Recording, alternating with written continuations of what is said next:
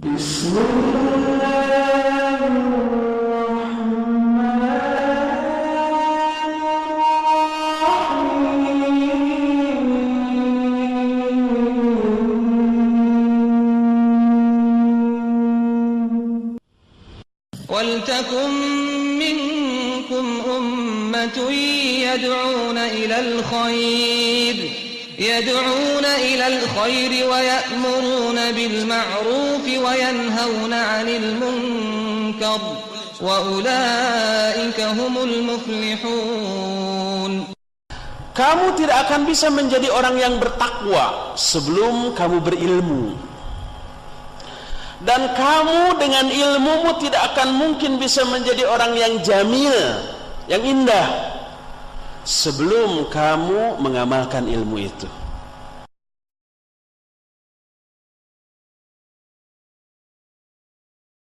Bismillahirrahmanirrahim. Assalamualaikum warahmatullahi wabarakatuh. Innal hamdalillah nahmaduhu wa nasta'inuhu wa nastaghfiruh. ونعوذ بالله من شرور أنفسنا ومن سيئات أعمالنا من يهده الله فلا مضل له ومن يضلل فلا هادي له أشهد أن لا إله إلا الله وحده لا شريك له وأشهد أن محمدا عبده ورسوله قال الله تعالى في كتابه الكريم يا أيها الذين آمنوا اتقوا الله حق تقاته ولا تموتن إلا وأنتم مسلمون يا أيها الناس اتقوا ربكم الذي خلقكم من نفس واحدة وخلق منها زوجها وبث منهما رجالا كثيرا ونساء واتقوا الله الذي تساءلون به والأرحام إن الله كان عليكم رقيبا يا أيها الذين آمنوا اتقوا الله وقولوا قولا سديدا يصلح لكم أعمالكم ويغفر لكم ذنوبكم ومن يطع الله ورسوله فقد فاز فوزا عظيما. أما بعد, segala puji yang paling sempurna dan rasa syukur yang paling mendalam kita panjatkan dan persembahkan hanya kepada Allah Tabaraka wa Ta'ala, Rabb pemilik dan penguasa semesta alam, yang telah menyempurnakan Islam sebagai agama kita dan mencukupkan segala macam dan bentuk kenikmatannya kepada kita semua, dan meridhoi kita sebagai manusia yang bisa merealisasikan tauhid, ketaatan beribadahan yang kita persembahkan hanya kepada Allah Subhanahu wa Ta'ala. Salawat dan salam yang selalu tercurah kepada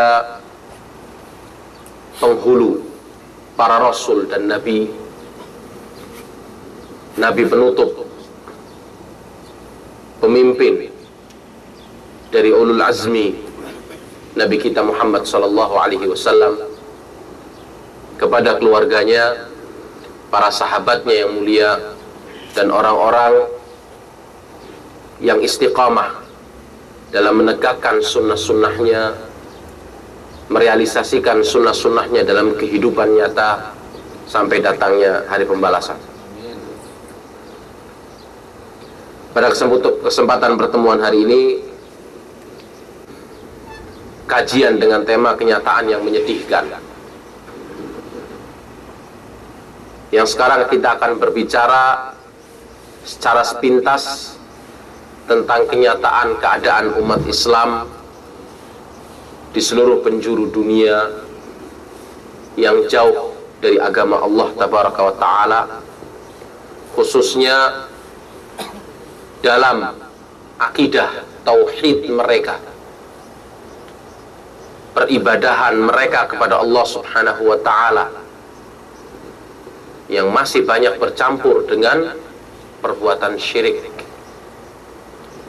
dan tempat-tempat atau objek-objek yang dijadikan oleh mereka sebagai sarana atau perantara untuk meminta kepada Allah Subhanahu wa ta'ala, atau disebut dengan tempat-tempat untuk ngalap berkah. Ini orang apa ini? Sedang apa dia? Beribadah. Sedang beribadah, sedang berdoa di mana? Orang Yahudi membaca kitab di sebuah kuburan yang konon diakui bahwasanya kuburan tersebut adalah kuburan Nabi Daud. Dia sedang membaca kitab sucinya Talmud, yang namanya Talmud, di kuburan Nabi Daud. Ini menunjukkan mereka punya kegiatan khusus di kuburan mereka sesuai dan seperti apa yang diberitakan oleh Rasulullah SAW. Ini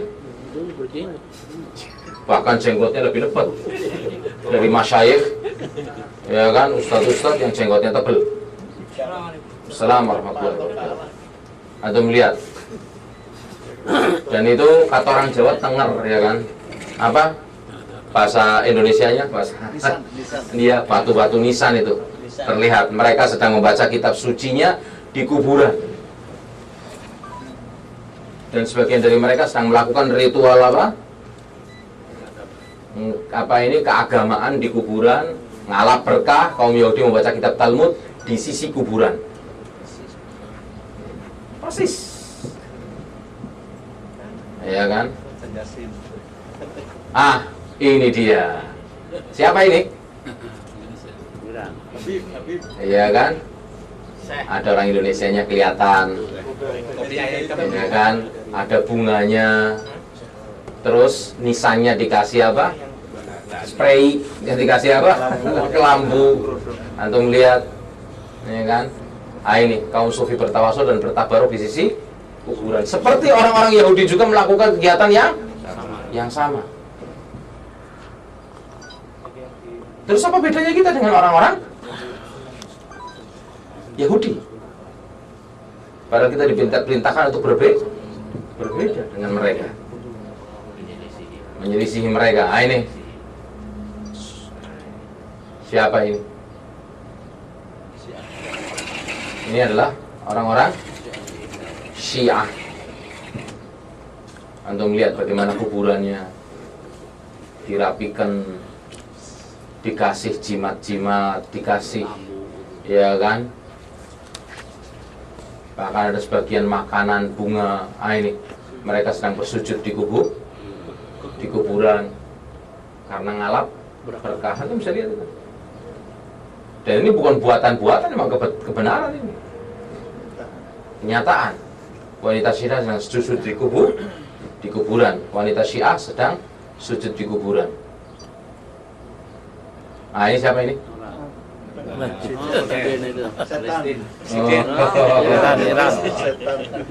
Ya kan? Ini di Indonesia, ya kan, pamornya bagus sekali ini. Pahlawan di Indonesia. Karena berani nentang Amerika ditampilkan. Tapi di televisi Indonesia nggak ada yang menampilkan gambar ini, berita ini sama sekali. Yang ditampilkan gimana dia sedang tidur di mana? Di sebuah tikar, kaos oblongnya bolong. Wah, pernikahan anaknya, walimahnya cuma pakai buah, rumah buat tamu perempuannya minjem lagi. Tapi nggak tahu, seperti madu yang diberi racun, rasanya masih manis, tapi membunuh. Sedang apa ini orang ini nih? Kalau bukan sholat, sedang sholat di mana? Di kuburannya sih, ya kan? Pimpinan mereka, nabi mereka, Khomeini. Itu ada batunya saja. Oh iya, ada batunya. Lihat batunya. Dari batu Karbala dan dari tanah Karbala. Ya kan? Nah, lihat.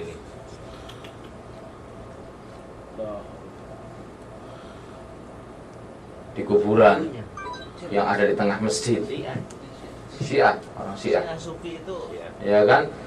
Ya kan, kaum Syiah beribadah di sisi kuburan, juga perhatikan tanah kecil yang berasal dari tanah Karbala.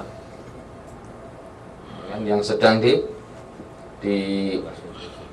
dijadikan sebagai tempat atau alas sujud.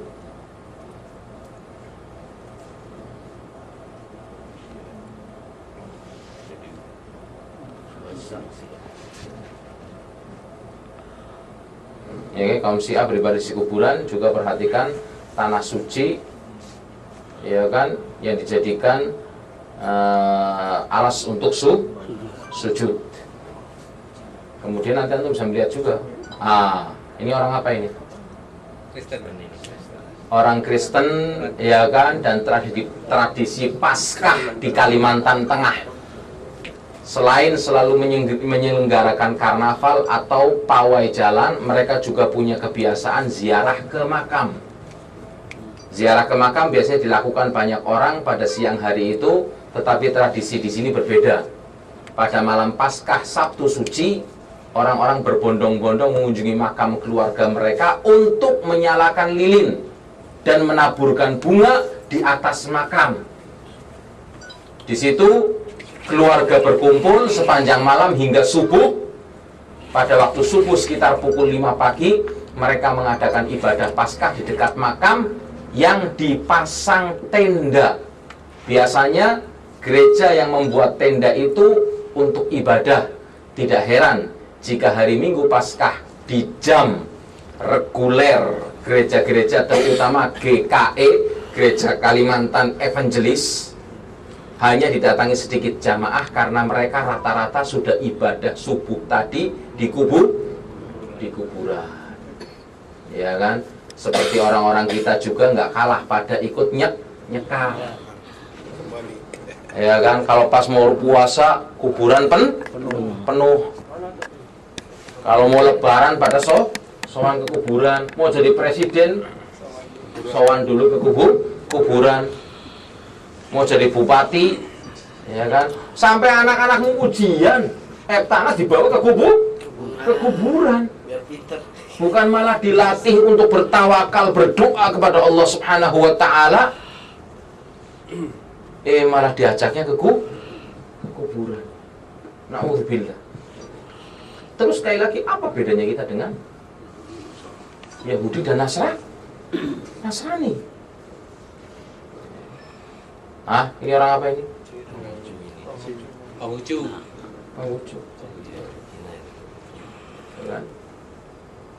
Yang memiliki kegiatan sama seperti itu. Yahudi tadi. Iya kan?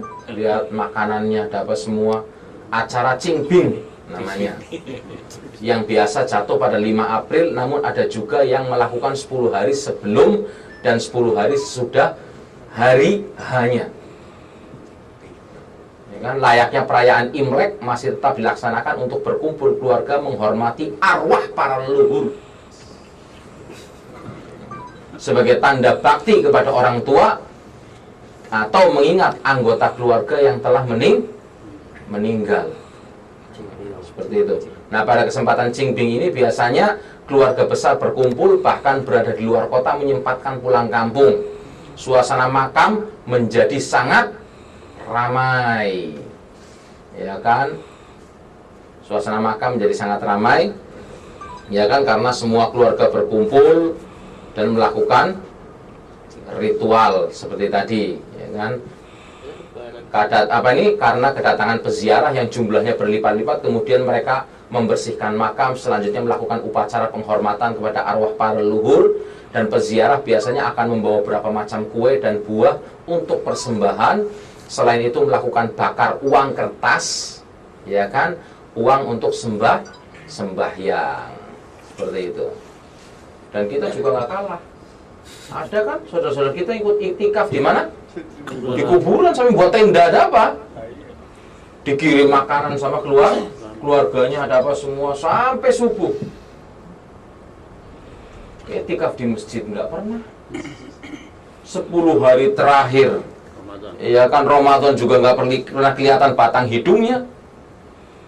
Tapi giliran ke kuburan iktikaf dengan penuh khusyuk lagi. Sholatnya nggak pernah khusyuk.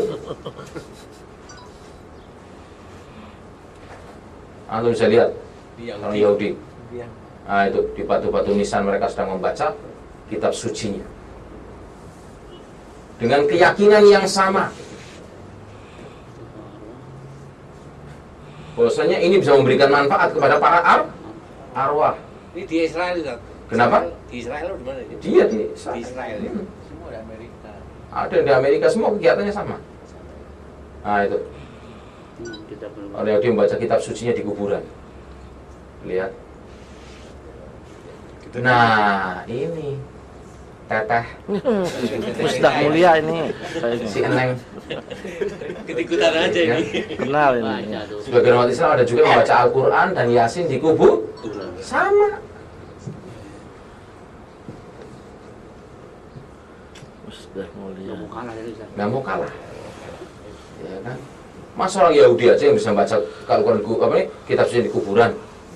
Ya kan, antum lihat tuh. Nah, itu orang Dengan gede lagi ya. bunga-bunganya ada apa semua. Muterin kuburan, baca.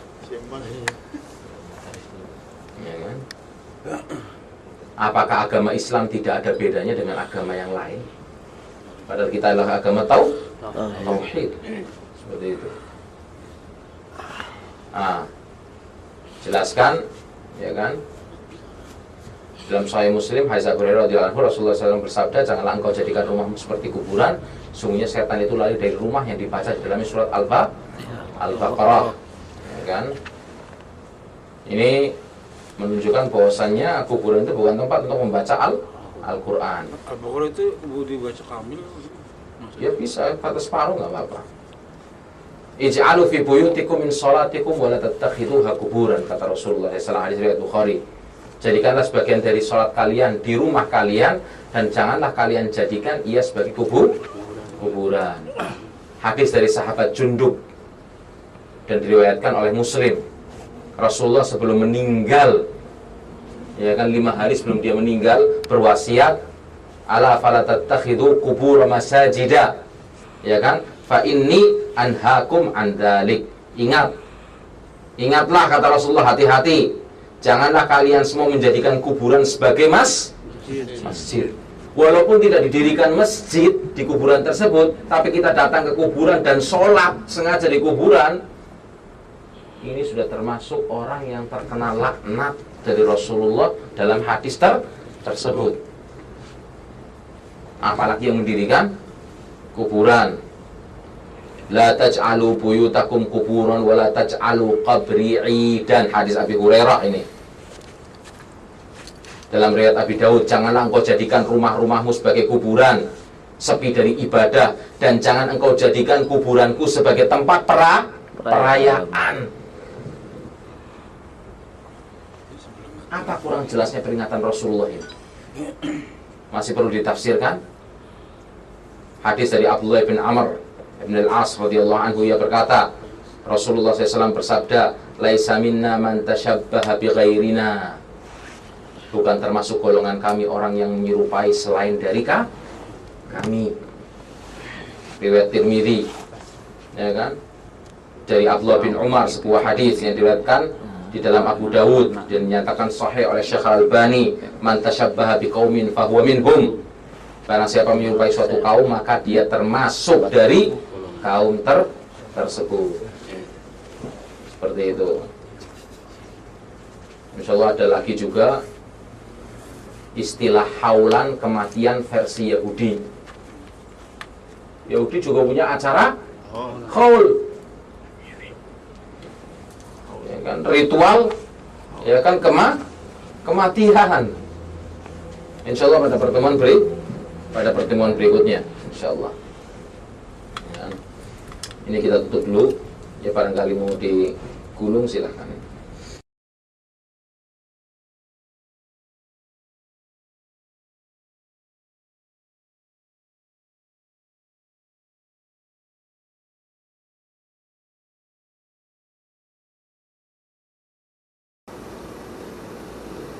Di Mesir, dan ini termasuk dianggap sebagai tempat dan objek yang dilestarikan oleh pemerintah di sana, karena dianggap mendatangkan devisa, mendatangkan keuntungan bagi pemerintah setempat. Secara khusus karena banyaknya kunjungan yang dilakukan oleh manusia ke tempat-tempat tersebut. Oleh karena itu jangan kaget jumlah makam para wali yang tersebar di kota maupun di pedesaan di Mesir itu mencapai 6.000 makam. Dan kesemuanya menjadi pusat-pusat berbagai bentuk perayaan bagi para pengikut dan simpatisan dari masing-masing makam. Karena masing-masing memiliki keyakinan, oh si A saya lebih mantap ketika ngalap berkah di makam fulan, si B enggak, lebih manjur kalau ngalap berkah di makam Allan, yang lainnya. Dan bahkan seseorang akan sulit menemukan satu hari saja sepanjang 1 tahun dalam kehidupannya yang kosong dari perayaan haul para wali. Dan menurut mereka, suatu daerah yang kosong dari makam seorang wali, maka daerah tersebut tidak memiliki berkah sama sekali. Sebuah kota, sebuah desa yang di situ tidak ada makam walinya, berarti desanya itu suram, nggak ada berkahnya. Dan makam-makam tersebut terbagi menjadi makam yang besar maupun kecil, tergantung dari banyaknya pengunjung. Semakin banyaknya pengunjung berarti semakin tampak kesaktian atau ya kan kemandragunaan sang makam tersebut.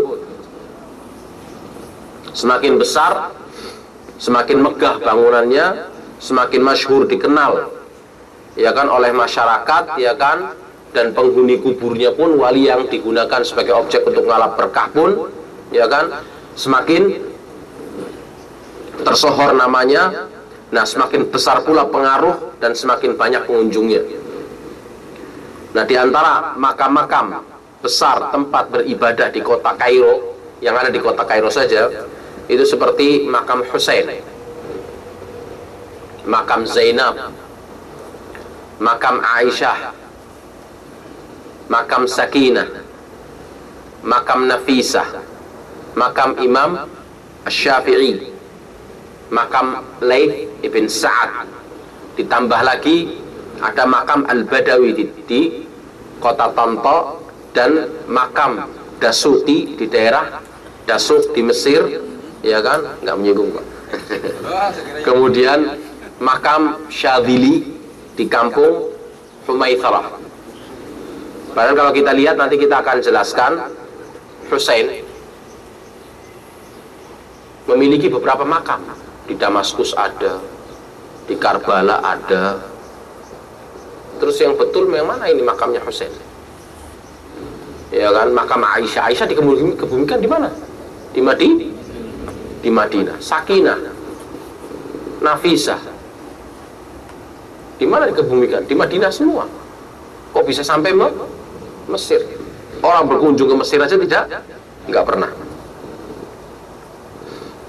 Nah, serta sebuah kuburan yang diklaim sebagai kuburan Husain, dan banyak manusia berhaji ke sana serta mendekatkan diri kepada objek makam tersebut dengan bernadar dan berkorban.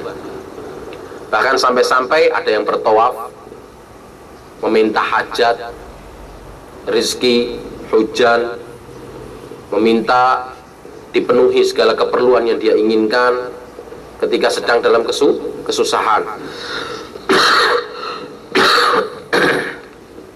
Kemudian makam Al-Badawi, setiap tahunnya ya kan memiliki suatu musim yang menyerupai musim Haji Akbar. Saking padatnya manusia di sana, orang-orang berkunjung dan berbondong-bondong datang ke sana dari dalam maupun dari luar negeri, khususnya dari kalangan Syiah yang mengaku secara zahir dia adalah seorang Sunni. Kemudian ada juga kuburan Jalaluddin Ar-Rumi yang bahkan ya kan tertulis di atas kuburnya itu tulisan yang mengagetkan, bisa diterima oleh 3 agama, Islam, Yahudi, dan Nasara. Dan ini diklaim sebagai kuburan wali kutub yang paling agung. Nah, kalau sudah dikatakan sebagai wali kutub ini berarti penjaga salah satu penjuru dunia. Sehat enggaknya dunia, ini dia yang berpengaruh. Cuma yang sangat kita sayangkan, kenapa umat Islam di zaman sekarang ini diinjek-injek, wali kutubnya nggak ada yang bisa nolong. Ya kan? Umat Islam dibombardir habis-habisan. Di Palestina nggak ada yang bisa jeblosin apa ini Israel. Apa takut? Karena mungkin Israel punya wali kutub lebih kuat. Nah itu. Di negeri Syam, para peneliti yang bisa dipercaya menyebutkan bahwa di Damaskus saja terdapat 194 makam di Damaskus, tempat untuk ngalap berkah. Dan yang terkenal ada 44 makam dan terdapat 27 kuburan yang dinisbatkan kepada para sahabat. Ya, di Syam. Di Damaskus secara khusus terdapat makam atau kuburan kepala Nabi Yahya yang mereka sangkakan seperti itu. Dan bahkan makam ini berada di dalam Masjid Umawi, dan di samping masjid terdapat kubur Salahuddin Al-Ayyubi juga, Imaduddin Zanki, pemimpin-pemimpin pasukan Islam ketika berjihad melawan perang salib, serta kubur-kubur yang lainnya yang menjadi tujuan ziarah dan tempat untuk bertawasul. Kemudian di Turki terdapat lebih dari 481 masjid jami' yang hampir tidak ada satupun dari masjid-masjid tersebut kecuali dalamnya ada makam. Untuk bayangkan keadaan umat Islam sekarang ini. Dan yang paling terkenal diantaranya adalah masjid yang dibangun di atas sebuah kubur yang dinisbatkan kepada Abu Ayyub Al-Ansari di Konstantinopel. Kemudian di India terdapat 150 makam terkenal yang menjadi tujuan bagi ribuan para pengunjung. Di Irak, di Baghdad terdapat lebih dari 150 masjid jami', dan hanya sebagian kecil saja di antaranya yang tidak memiliki makam. Mayoritas ada makamnya. Di Mosul, masih daerah Irak, terdapat lebih dari 76 makam terkenal, dan semuanya terdapat di dalam masjid jami'. Ini belum termasuk makam-makam yang lainnya yang terdapat pada masjid-masjid biasa atau makam-makam tersendiri. Ini bisa dilihat dalam buku Al-Inhirafat Al-Aqadiyah. Kemudian di India ada kubur Syekh Bahauddin Zakaria Al-Miltani yang telah menjadi tujuan ziarah dan tempat ibadah, bahkan sampai sujud dan nazar di kuburan tersebut. Di Pakistan terdapat makam Syekh Ali Al-Hajuri di Lahore. Ini termasuk kuburan besar, dan anehnya banyak orang yang terpengaruh, padahal sebagian besar makam-makam tersebut hanyalah rekayasa yang tidak ada buktinya sama sekali. Contohnya seperti tadi saya katakan, makam Husain. Makam Husain itu disebutkan ada kuburannya di Kairo yang menjadi tujuan ziarah. Juga ada kuburnya di Asqalan, di kaki gunung Jaushan sebelah barat Halab, yang terdapat makam yang juga dinisbatkan kepada Husain. Jadi di Kairo ada, kemudian di Asqalan, kemudian di kaki gunung Jaushan sebelah barat Halab, ya kan? Kemudian terdapat tempat-tempat yang lainnya yang diklaim sebagai tempat dikebumikannya kepala Husain. Di Hanana, sebuah daerah yang terletak di Najaf dan Kufah. Di Madinah, yaitu di samping kubur ibunya Fatimah. Di Najaf, yaitu di samping kubur yang dinisbatkan kepada ayahnya Ali bin Abi Thalib, dan di Karbala yang dikatakan bahwa kepalanya telah dikembalikan kepada jasadnya. Ini bisa dilihat dalam buku Al-Aqadiyah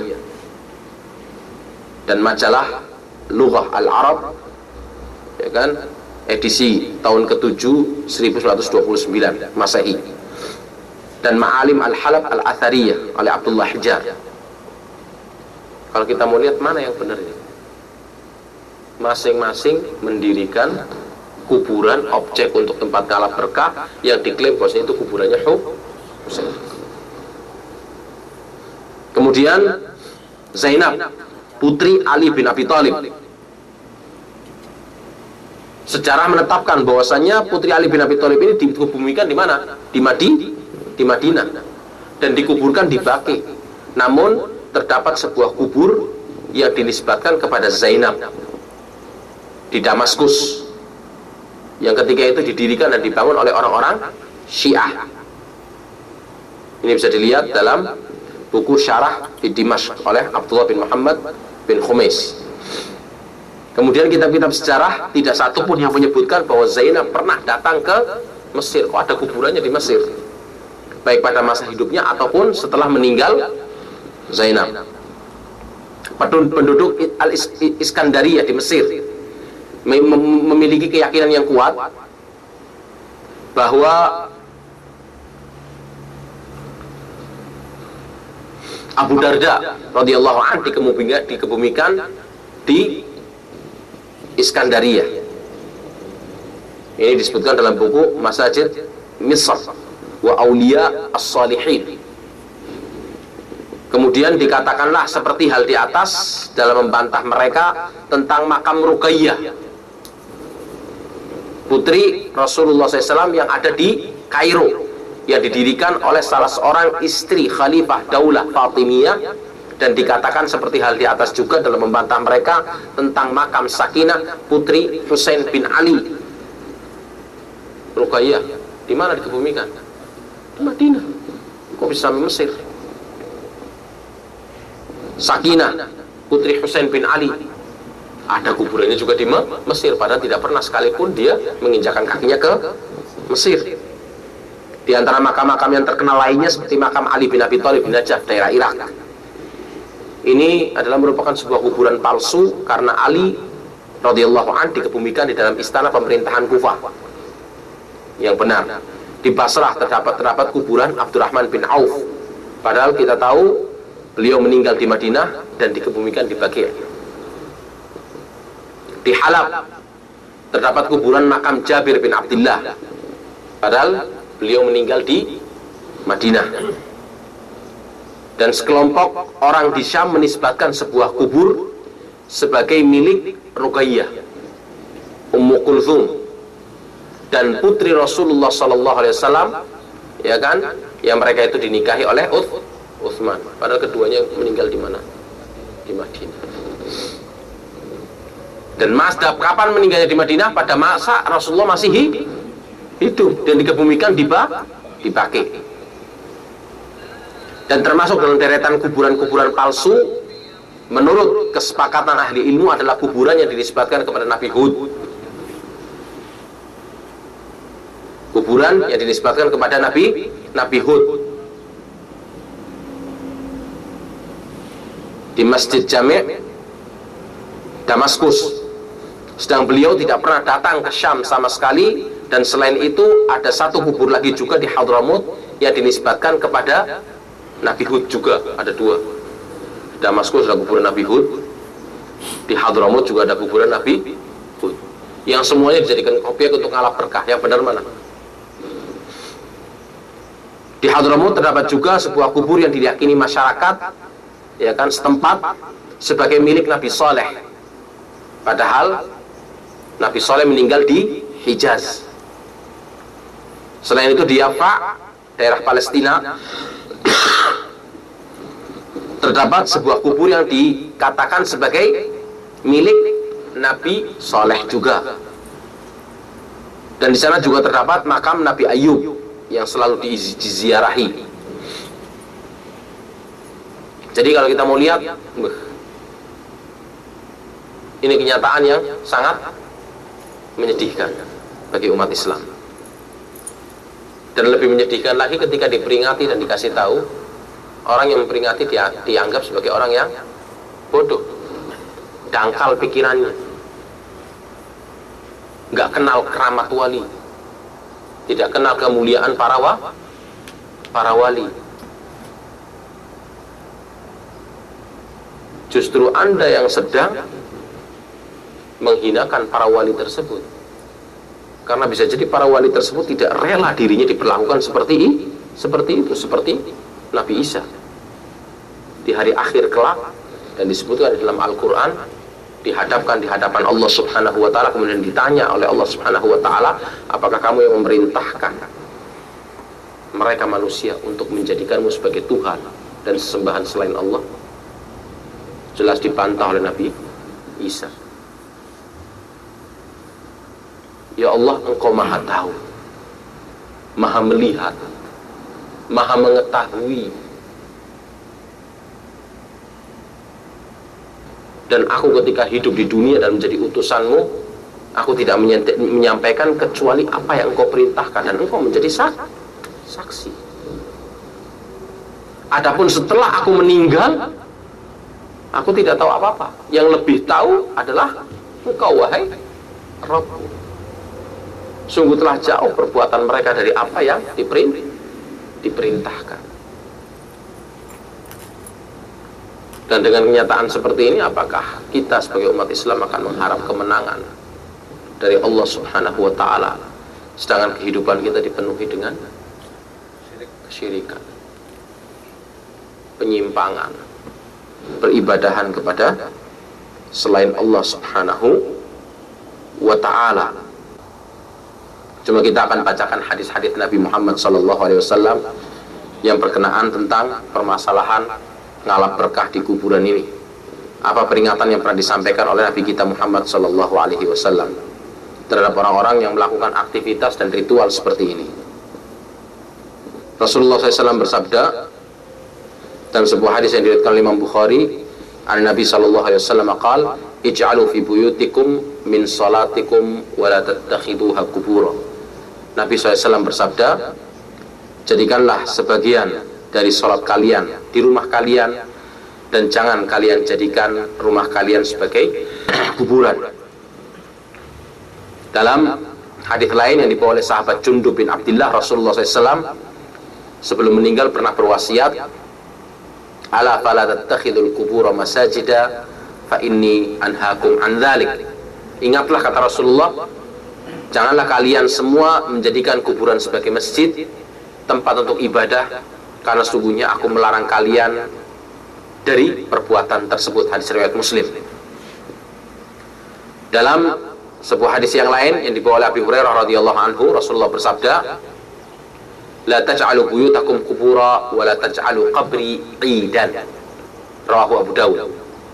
Janganlah engkau jadikan rumah-rumahmu sebagai kuburan, sepi dari ibadah, dan jangan engkau jadikan kuburanku sebagai tempat untuk perayaan. Idan. Id itu artinya apa sih? Sesuatu yang berulang. Makanya kita katakan Idul Fitri. Kenapa?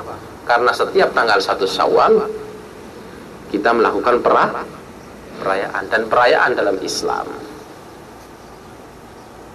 yang di situ kita bergembira karena datangnya kemenangan dari Allah Subhanahu wa ta'ala.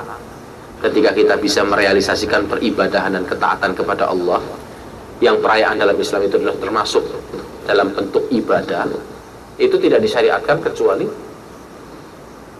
dua hari raya saja, Idul Fitri dan Idul Adha. Dan hadisnya jelas, bimbingan Rasulullah jelas ketika Rasulullah masuk ke Madinah, mendapati orang-orang musyrikin ketika itu memiliki dua perayaan yang mereka melakukan kegembiraan pada perayaan tersebut. Akhirnya disyariatkan dan disabdakan oleh Nabi, kami gantikan dua perayaan musyrikin tersebut dengan dua perayaan Islam, yaitu hari Idul Fitri dan Idul Adha.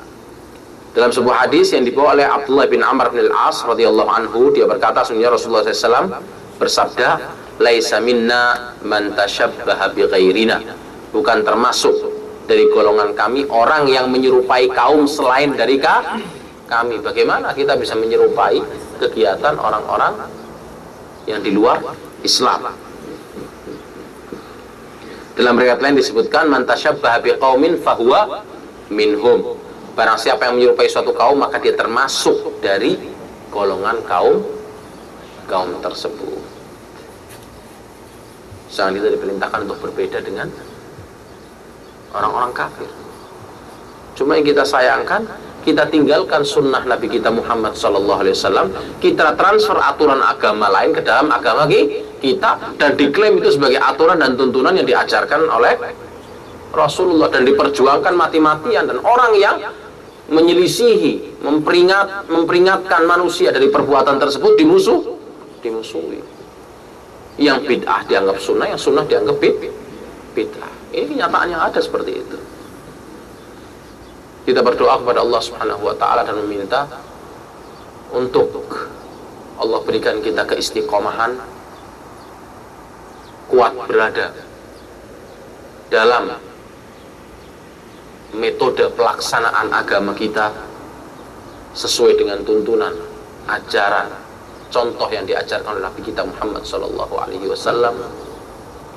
Dan Allah jauhkan kita dari perbuatan syirik, keluarga kita, karib kerabat, anak keturunan kita, dan semoga Allah Subhanahu wa taala ridho atas setiap perbuatan yang kita lakukan, dan Allah kumpulkan kita semua dalam surganya. Subhanakallahumma wa bihamdika, asyhadu an la ilaha illa anta, astaghfiruka wa atubu ilaik. Assalamualaikum warahmatullahi wabarakatuh.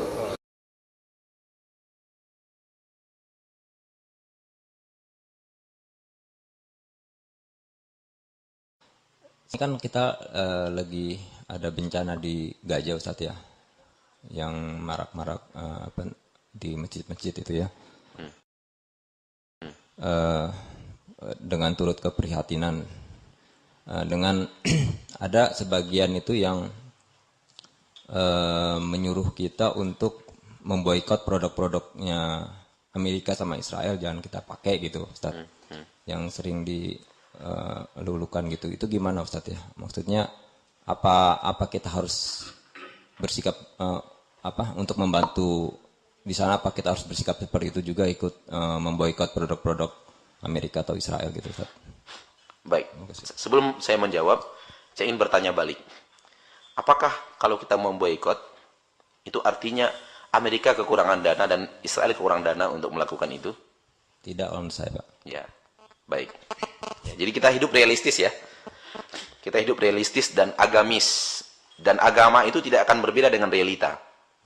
Agama akan selaras dengan realita. Apapun yang kita kaji dalam agama itu tidak akan bertolak belakang dengan realita.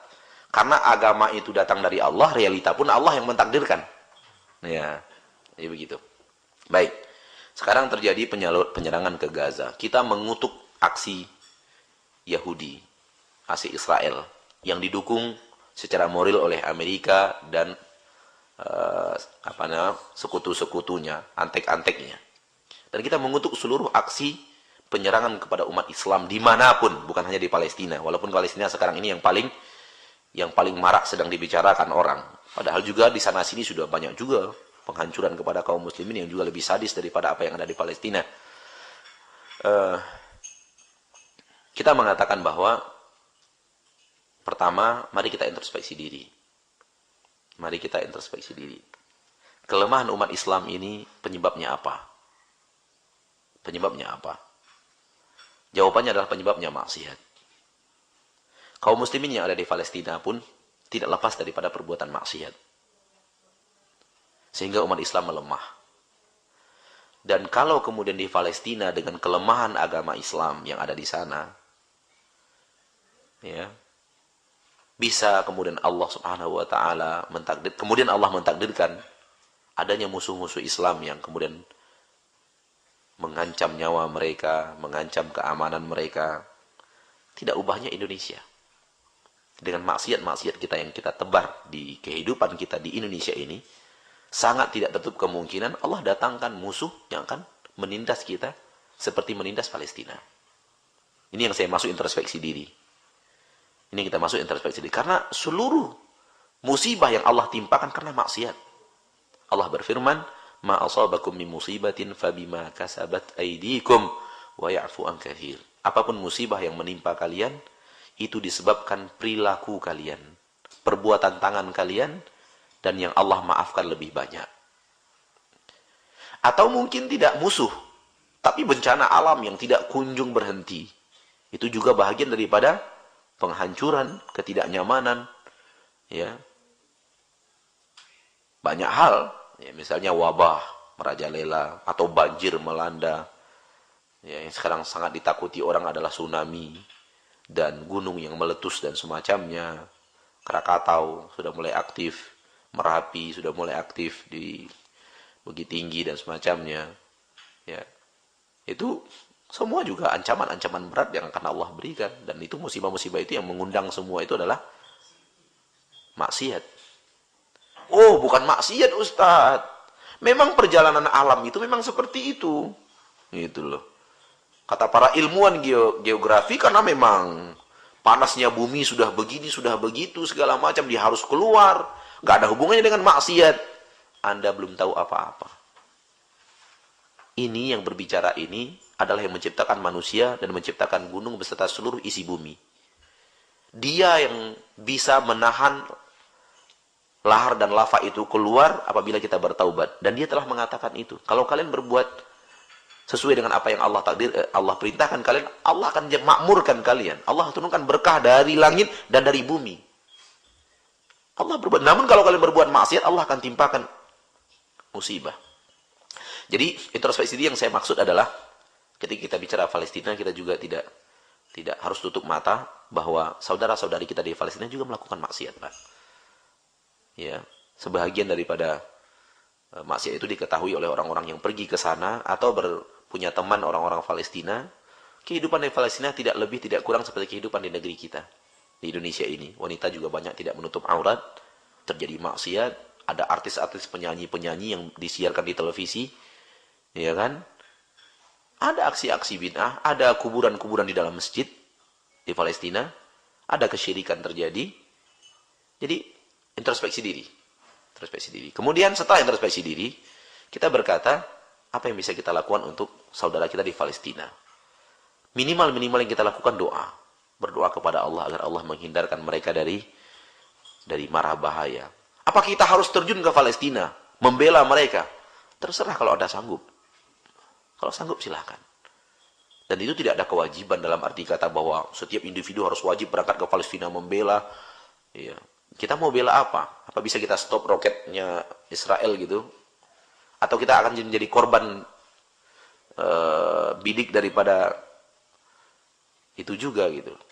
Jadi berbuatlah sesuai dengan realita yang ada. Baik, sekarang aksi berbuatnya adalah boikot produk Amerika. Karena Yahudi dan Israel didukung oleh Amerika. Atas alasan apa pemboikotan itu? Atas alasan apa dulu? Baik, kemudian apa itu akan memberikan solusi? Apa itu akan memberikan solusi? Pertama, atas dasar apa? Kalau atas dasar agar ekonomi Amerika melemah, rasanya aksi individu tidak ada arti. Rasanya aksi individu tidak ada arti. Atau aksi sebahagian kelompok agama Islam tidak akan memberikan arti apapun untuk memboikot ekonomi Amerika. Agar Amerika tidak bisa bantu Yahudi. Misalnya begitu kan pola berpikir orang ke Amerika supaya tidak bisa bantu Yahudi gitu.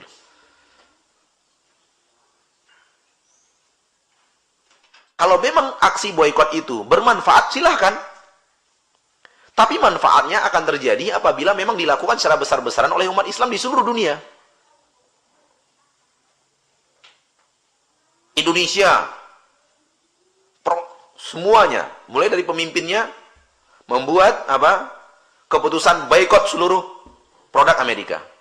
Malaysia melakukan hal yang sama. Arab Saudi melakukan hal yang sama. Kuwait melakukan hal yang sama. Qatar melakukan hal yang sama.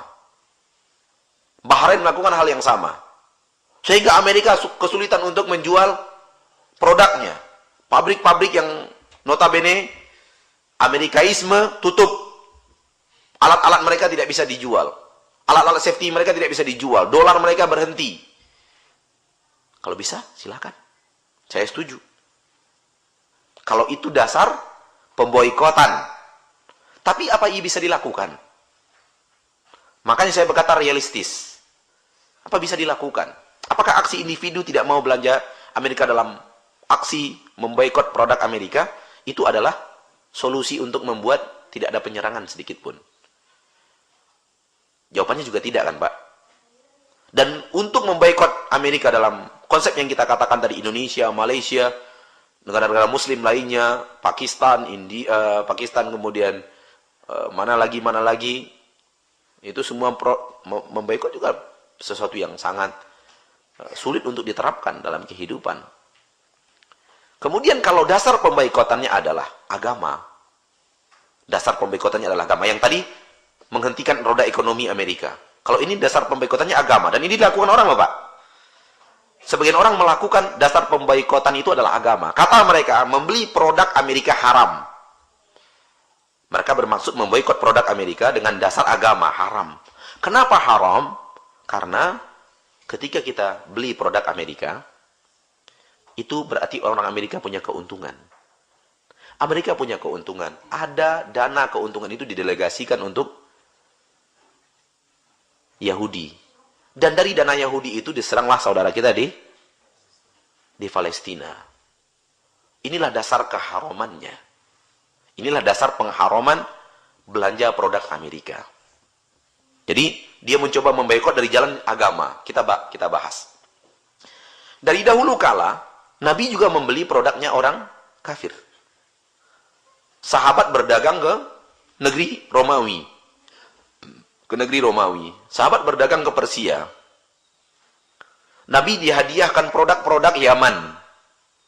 Ketika itu masih di atas agama berhala. Nabi pakai produk Yaman itu. Baju yang dihadiahkan oleh Raja Yaman. Dipakai untuk sholat Jumat bahkan. Berarti Nabi tidak pernah menghalangi produk orang-orang kufar untuk dikonsumsi. Produknya tidak pernah diharamkan Nabi SAW. Bahkan pakaian dari Yaman itu, dari hadiah itu dipakai untuk Jumat. Berarti pemboikotan secara agama tidak berlaku. Pemboikotan produk secara agama tidak berlaku. Tidak pernah agama itu mengharamkan produk orang kafir. Tidak pernah agama kita mengharamkan produk orang kafir. Kalau seandainya pemboikotan Amerika berdasarkan agama, dengan pola sudut pandang yang tadi, berarti seluruh produk orang kafir juga harus diboikot. Tidak hanya Amerika yang mendatangkan keuntungan untuk Yahudi yang membuat penyerangan ke Palestina, Jepang juga kita berikan keuntungan, dia menyembah matahari. Gitu kan? Thailand juga kita berikan keuntungan ke dia membangun wihara. Komunis juga, Rusia kita beli produknya, dia menjadi orang yang tidak bertuhan. Apakah semua produk ini harus kita boikot? Lalu kita pakai apa, Pak? Sepatu Thailand. Baju made in China. Mobil Amerika, Jepang, Taiwan, Korea. Apa lagi? Ada rumah tangga kita ini apa isinya? Kalau bukan produk orang kufar. Jepang apa? Islam tidak pernah realistis Islam itu. Realita. Kalau seluruh produk Yahudi tidak boleh dipakai, umat Islam Indonesia lah pada dasarnya. Coba. Jarum jahit saya Jepang punya. Ya kan? Jarum jahit Jepang sudah. Belum ada produk pabriknya di Indonesia jarum jahit itu. Karena yang bisa bikin jarum dengan harga semurah itu hanya Jepang.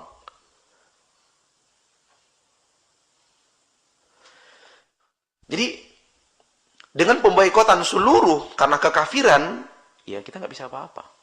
Oleh karena itu agama Islam tidak pernah menyuruh boikot produk. Yang disuruh boikot itu apa? Kebiasaan orang kufar yang bertentangan dengan agama.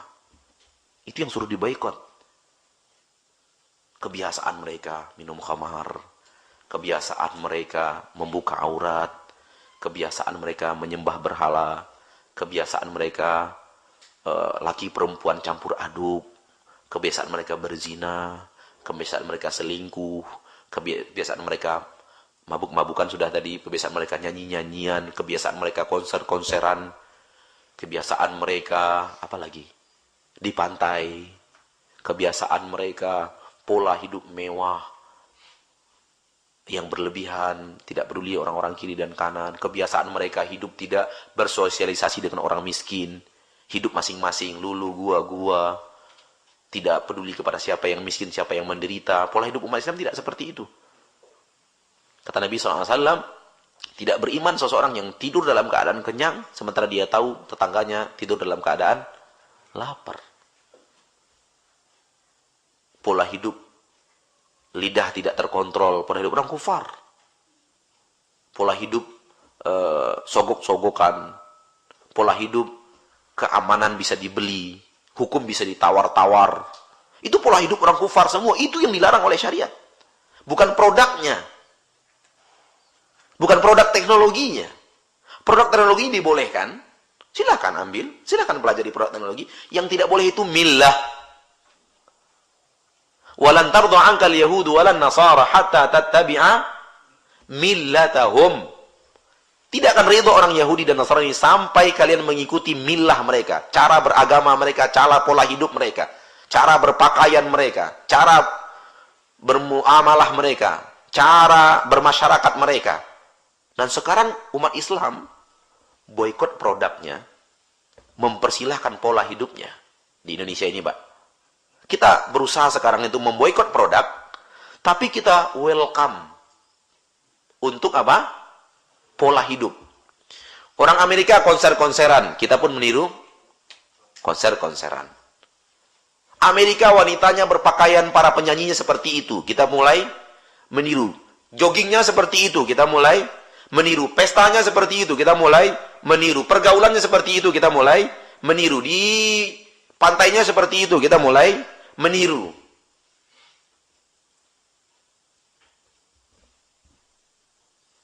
Kita ikuti sesuatu yang dilarang oleh agama, kita mencoba menahan sesuatu yang tidak dilarang oleh agama. Yang dilarang oleh agama itu meniru pola beragama, pola bergaul, prinsip-prinsip yang tidak benar. Kita mulai terapkan itu dalam kehidupan kita. Indonesia. Kita bicara Indonesia, realistis.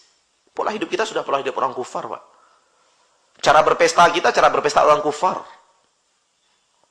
Dari mana umat Islam tahu bahwa pesta itu harus pakai musik? Mau organ tunggal, mau yang lainnya. Dari mana kita tahu itu? Kalau bukan dari orang kufar. Dari mana kita tahu busana untuk pengantin wanita itu harus warnanya putih? Dari mulai lengan ini sampai ke bawah harus yang transparan. Ekornya bisa 5 meter. Itu dari mana umat Islam tahu seperti itu? Kalau bukan dari orang kufar. Dulu kala, 15 tahun yang lalu, 20 tahun yang lalu, itu nggak ada mobil pengantin itu dirias-rias, pakai bunga segala macam. Nggak ada, belum tahu kita itu. Sekarang umat Islam Indonesia kalau mau pesta sudah dihias mobilnya. Dihias pakai bunga, pakai segala macam. Dari mana kita belajar? Orang kufar. Dari mana kita belajar pengantin itu harus dipajang? Orang kufar. Pola hidup mereka kita tiru. Kemudian tamu yang diundang dengan pola pakaian seperti itu juga pola hidup orang kufar. American Idol buat, Indonesia buat Indonesian Idol. Amerika Talent, Indonesia buat Thailand. Apa award? Amerika, kita buat Panasonic Award. Pola hidup kita tiru. Blek sudah kita tiru sudah. Di Indonesia ini. Ratu kecantikan. Kita juga ikut nimbrung. Ngutus ratu kecantikan kita. Tidak pernah tembus di sana, kita buat di lokal. Ratu kecantikan Indonesia, putri Indonesia dan semacamnya. Pola hidup orang kufar ditiru. Plek sudah. Amerika punya Take Me Award. Nah, Take Me Out apa? Indonesia bikin lagi. Take Me Out Indonesia.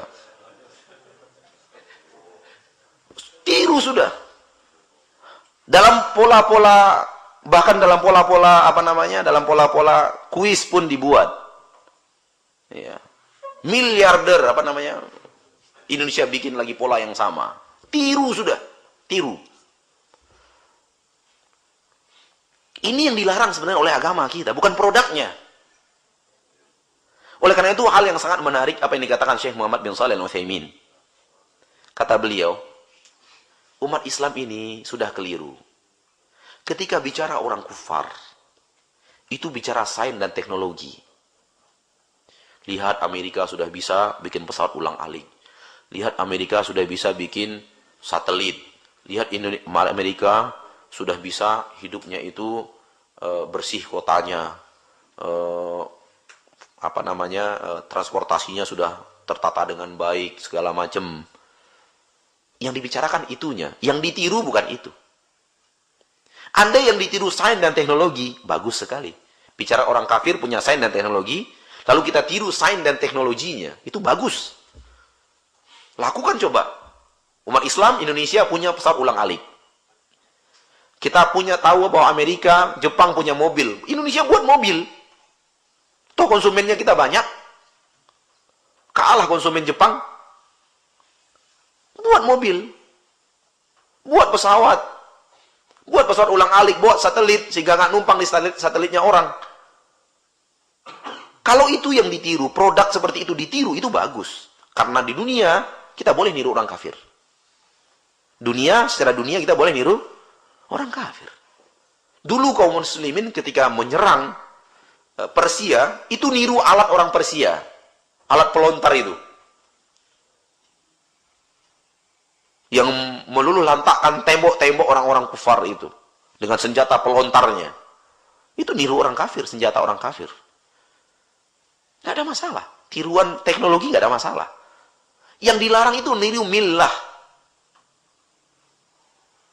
Nah, di kita, realita mengatakan bahwa pola hidup orang kufar. Namun kemudian kita teriak-teriak untuk boikot produk. Seharusnya kita tiru produk. Kita tiru produk. Namun kita boikot apa? Millah, pola hidup.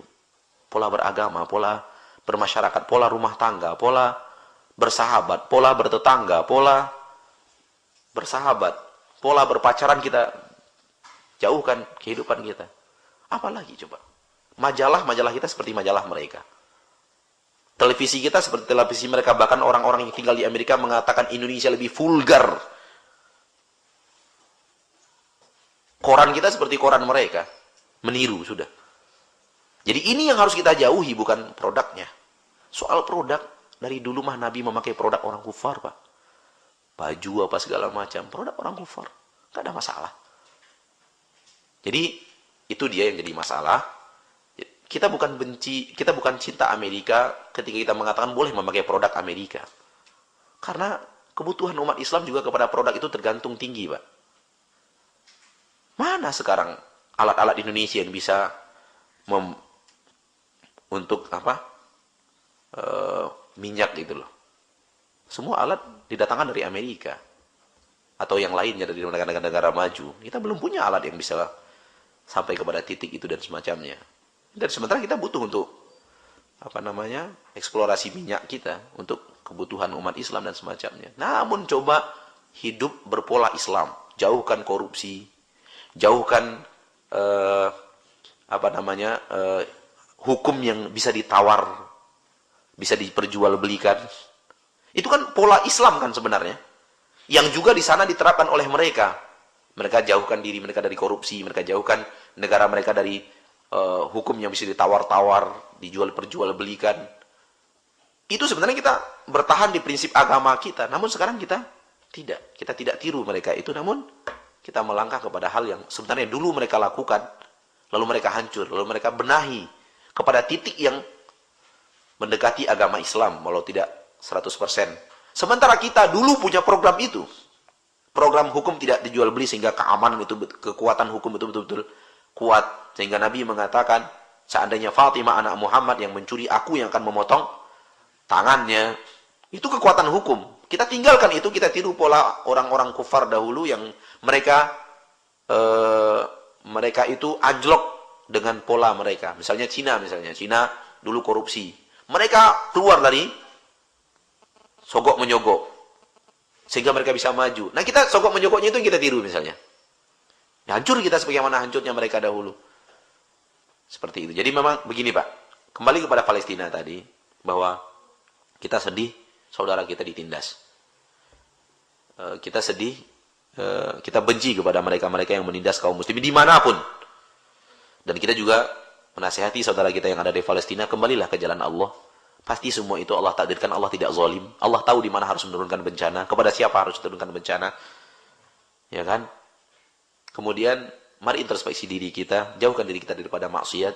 Pola hidup seperti meniru orang kufar yang dilakukan oleh Indonesia, yang dilakukan oleh orang Palestina, telah mendatangkan petaka. Indonesia pun tidak akan lepas, seandainya kehidupan kita tidak kembali ke jalan Allah pun tidak akan lepas daripada tekanan-tekanan yang akan menghancurkan umat Islam. Baik dari musuh mungkin, naudzubillah min dzalik, atau juga dari bencana alam dan semacamnya. Mari kita kembali ke jalan agama Allah Subhanahu wa taala. Adapun memboikot produk, kalau memang itu bisa dan akan membuat ekonomi Amerika melemah, silahkan. Kita setuju, sangat setuju sekali. Tapi kalau aksi individu, aksi parsial dari kelompok-kelompok kecil, itu tidak ada artinya sama sekali. Dan itu pun bukannya dianjurkan secara syariat. Tidak diperintah secara syariat. Sungguh pun sebegitu, saya secara pribadi mengatakan, kalau kita berusaha untuk tidak membeli produk Amerika, kita pribadi saja, malas saya beli produk Amerika, saya beli produk yang bukan Amerika, nggak ada masalah, boleh, silakan. Tapi jangan diyakini itu sebagai agama. Agama kita tidak melarang membelinya. Kita akhiri dengan sebuah contoh menarik. Di kota Madinah ada orang yang punya anak muda, punya pikiran seperti itu. Kan itu semangat anak muda itu. Jadi dia datang ke sebuah toko, marah-marah kepada penjual toko. Kenapa toko ini menjual Pepsi? Ini Pepsi ini kan produknya Amerika. Marah-marah dua orang anak muda. Kemudian penjual toko itu telepon Syekh Saleh Suhaimi. Yang cerita kepada kita itu Syekh Saleh Suhaimi. Syekh Saleh Suhaimi di kota Madinah. Syekh, kebetulan rumahnya tidak jauh daripada rumah yang telepon itu, tetanggaan. Syekh, saya bingung ini. Kenapa? Ada dua orang pemuda marah-marah di toko saya. Kenapa marah-marah? Saya jualan Pepsi gitu loh. Ada showcase gitu, Pepsi gitu, nongkrong di toko saya. Dia marah-marah, ini produknya Yahudi, kamu harus buang produk Amerika, nggak boleh kamu jual, kamu harus hancurkan ini. Oh gitu ya, kata Syekh. Ini kan produk ya. Sementara produk dalam agama kita tidak haram untuk dikonsumsi dan dijual belikan. Kata Syekh, kira-kira pemuda dua orang itu jalan kaki ke toko kamu atau pakai mobil? Pakai mobil, Syekh. Kamu keluar dulu, lihat mobilnya apa. Begitu keluar dilihat Ford. Ah, gampang kata Syekh. Bilang sama dua pemuda itu, hancurkan dulu mobilmu, itu produk Amerika, saya hancurkan Pepsi saya. Hancurkan dulu sekarang di depan saya mobilmu ini produk Amerika ini. Saya hancurkan Pepsi saya. Adil kan? Kalau memang produk Amerika harus dihancurkan, kenapa kamu datang pakai Ford? Ford produk mana? Amerika. Kalau boleh adil dalam bersikap, itu produk Ford itu lebih banyak mendatangkan keuntungan dibanding Pepsi. Kita sumbang keuntungan dengan Pepsi. Berapa sih yang bisa kita sumbangkan keuntungan dengan Pepsi dari toko kita kepada Amerika? Tapi ketika kita beli Ford, ceritanya berbeda, Pak. Kalau dengan Pepsi kita menyumbang setengah peluru, kalau beli mobil, kita menyumbang setengah rudal. Loh, kenapa rudalnya kita halalkan, kemudian pelurunya kita haramkan? Aneh kan? Jadi begitu, Pak. Jadi tidak dilarang itu adalah produknya. Namun yang terlarang itu adalah millah. Itu yang harus kita jauhi. Umat Islam sekarang sudah masuk kepada dunia mencontoh luar biasa. Pola hidup orang kufar. Lihat hidup kita, Pak. Perlahan tapi pasti nambah. Pakaian kaum wanita sekarang dibanding pakaian kaum wanita 30 tahun yang lalu sama, Pak? Mengarah kemana?